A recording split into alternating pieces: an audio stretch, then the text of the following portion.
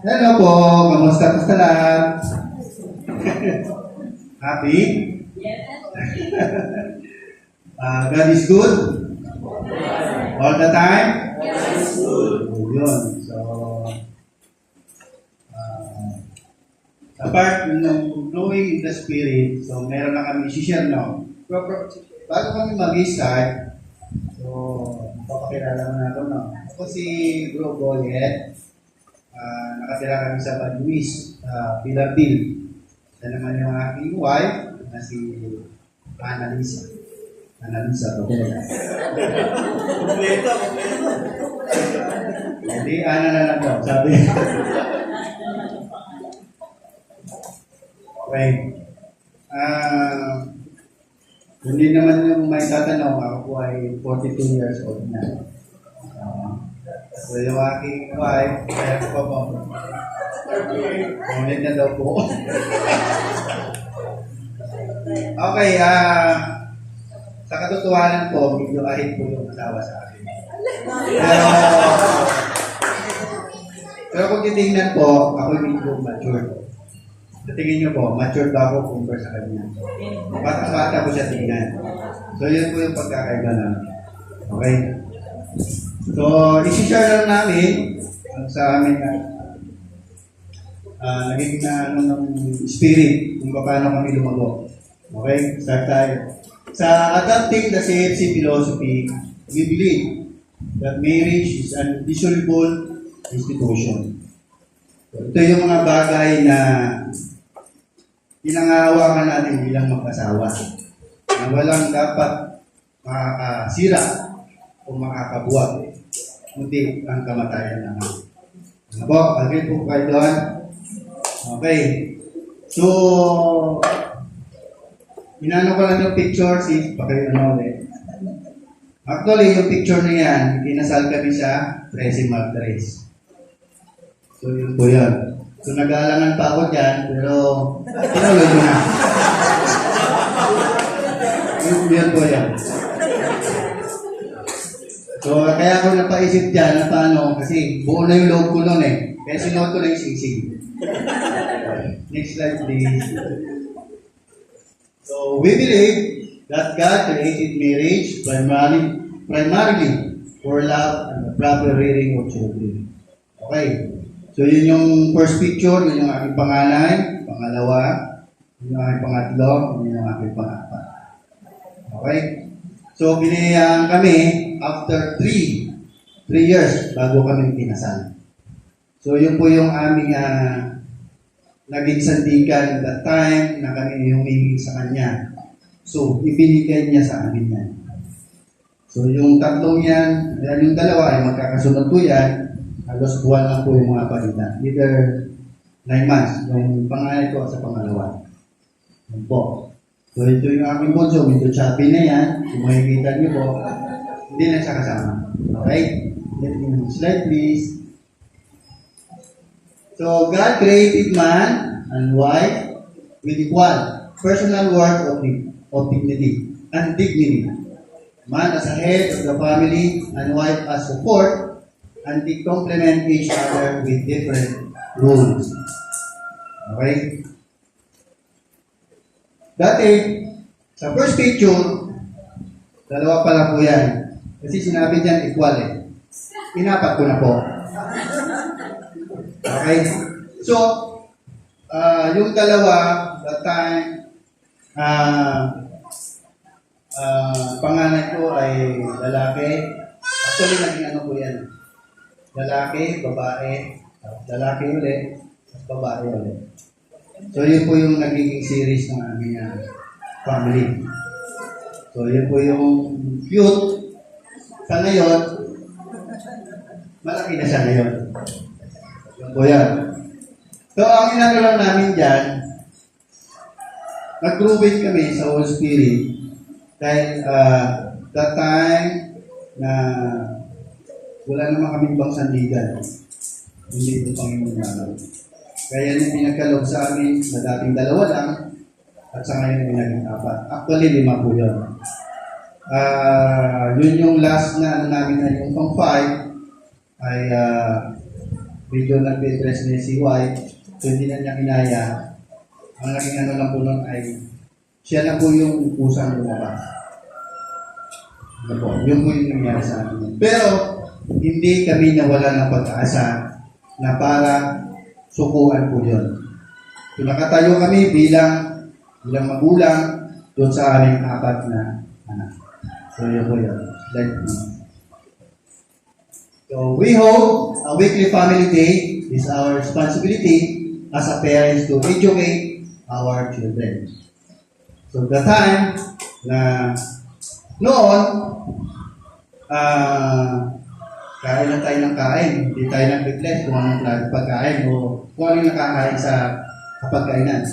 So, ngayon po, pinapractice namin sila. Kakain kami, mag-pray muna. Minsan po, sila po ay nag-lead ng prayer. So, yun po yan. We hold a weekly family day. It's our responsibility as parents to educate our children. So, yun po yan. Sa time na yan. Kailangan lagi namin sila kasama. So, kailangan natin ipakita sa kanila na lagi tayong caring na bilang magulang sa ating mga anak. Yun po. So family shares in life and mission of the church through prayers and service to men. We invite Jesus ahead of our family. We pray together and go to church together as family. So yun po yung aming mga mission noon. Yung mga bata pa sila. Ito, Bulacan po yan, yung nasa taas ng bundok. So yun yung aming mga pinupuntahan. So nag-grow sila dahil doon sa aming nakikita nila. Yun po. So yun naman po, first picture yung Mama Mary, yun po yung sa amin naman. At tali naman po yung tawag po dyan. Tok-tok din po yun ang mundo. So yun po yan sila.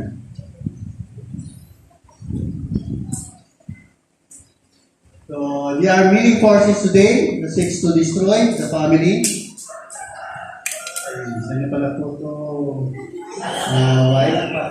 So pagbigyan po lang po muna kayo. Hindi po namin binali yung mga photos ko, hindi po para ipagyabang, kundi para i-inform po kayo na hindi po pwede na wala po sa center si Jesus Christ. Yun po yung aming ina-emphasize po. Lagi po sa pamilya po dapat po talaga nakasentro tayo sa ating Panginoon. Kasi kung wala po sa sentro si Jesus, maliligaw po talaga tayo. Naandun po ang maraming temptation. Kaya yan po, ngayon nga po masyadong marami na yung nangyayari, di ba? Marami pong mga evil forces na siya sumisira sa family. So, may mga ilan lang po dito na share namin na ginagawa naman po namin simula po nung sumali kami dito sa community. Una po,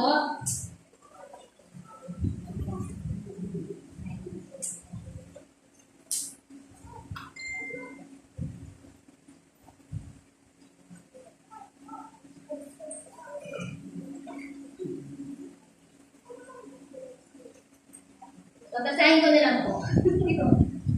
Ayun, una po, sabi nga po dito, without first acknowledging that Jesus Christ is our Savior, hindi po natin matatanggap yung Holy Spirit. Kailangan po muna natin ma-receive yung forgiveness niya. I-surrender po lahat ng ating mga pagkakasala, ano po yung ating mga hinanakit sa buhay. Kailangan siya po yung ating uunahin. Kasi sabi nga po niya, kung hindi po natin siya unahin, the rest po, hindi po natin magagampanan. Yun po.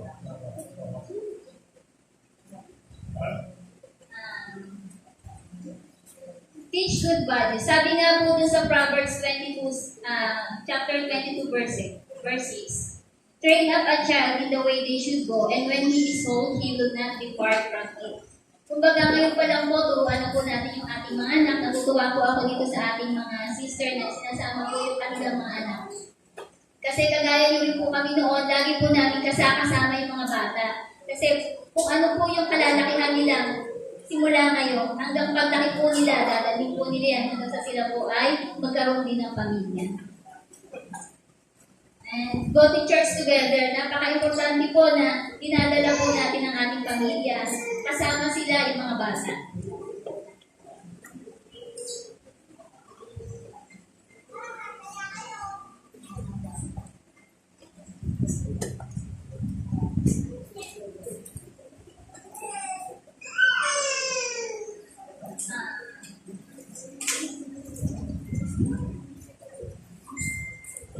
Ito po ay kung paano kami lumago. Simula po nung graduate po kami noong October 29, 2023 sa CLT. Nakagraduate lang po namin last year. Dito po nagsimula pa, mas lalo pa po kami lumago sa Espiritu. Simula rin po nung natanggap po namin yung pag-pray over po namin, kagaya nyo yung po anong last week na nangyari. Same din po kung ano po yung ginawa sa amin noon. Ayan, by attending po ng mga CFC anniversaries, chapter assemblies,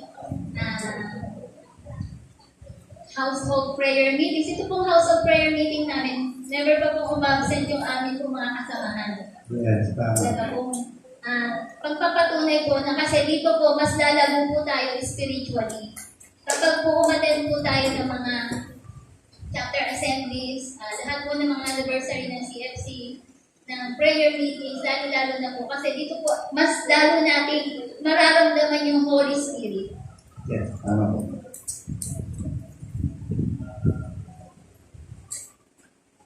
Ayan po, kahit po yung mga teachings po, may mga formation po silang ginagawa. Ang CFC, napakagaling nga po eh. Ang dami po nating matututunan pag tayo po ay namilong dito sa community na to. Ito po yung pinuntahan namin nun sa Visita Iglesia, nung nag-first fruit, at saka po nung weekend retreat sa Baguio. Napakadami po namin natutunan. Ang dami po namin na-adapt na mga teachings, yun po yung pagiging humility and obedience. Yes. Yan, talagang mas kailangan po natin na magkaroon ng kababaang loob.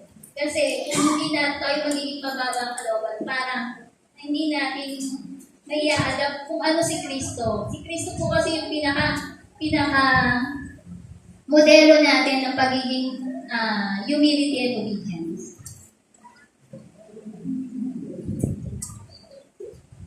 Nung pong kami graduate, bago po graduate, pinagawa po kami ng mission statement. Ito po yung mission statement na ginawa namin. Pero hindi ko alam ba't hindi po pala siya na-discuss after. Pero pinagawa niyo po kami noon ng mission statement. Pero gumawa po agad kami. Ito nga po, unang-una is, in-ensure namin na si God po yung kauna-unahan. Siya yung highest priority namin. And then, we will seek to practice grace, patience, forgiveness, acceptance, kindness, listening, honesty, integrity, openness, compassion, and above all, love. We will journey together to live simply and thoughtfully so we can give generously. So we will encourage each one to develop their gifts and we will need to use to them to serve God, to serve one another, including all those we can place outside our front doors. So we desire to be thinkers and learners to expand our knowledge and understand of God's plan for our lives. We will extend grace for mistake and shortcoming, and we will trust and be grateful even in toughest situation. We will travel together in joy, peace, and thankfulness of His great name and glory, and the world looking forward to the world to come. We will represent Him through friendship, our love and life, and outward growth we express. We all thanks, we will trust in the Lord, we will all our heart, and live up that we have attained through Him. Thank you po. Amen. Ayan, and last po, we believe that family is a masterpiece of God's creation.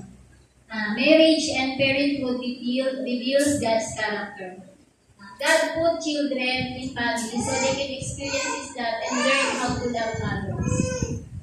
Focus for Christ allows us to grow our life in the Holy Spirit by providing opportunities for us to practice tools needed to live our Christian life by the power of the Holy Spirit. Yun nga po yung sinasabi ko sa inyo ng mga household prayer meetings, chapter assemblies, covenant orientation. Napakarami pong matututunan, napakarami pong paglago dito sa CFC.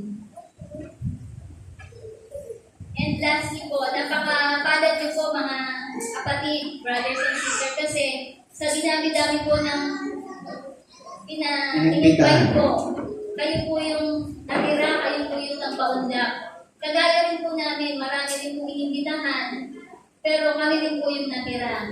At nagpapasalamat po kami kasi hanggang ngayon na andyan pa rin po kayo, na hindi po kayo sumusuka despite po ng maraming mga trials na dumarating bago po kayo makarating dito, na napakarami pong pagsubok. Ano po, kagaya po nung bumagyo, hindi po natuloy yung ating top 6. Ang dami po, pero until now, naandyan pa rin po kayo, and we praise God kasi naandito pa rin po Thanks God, kahit tayo po nandito pa rin. Thank you po.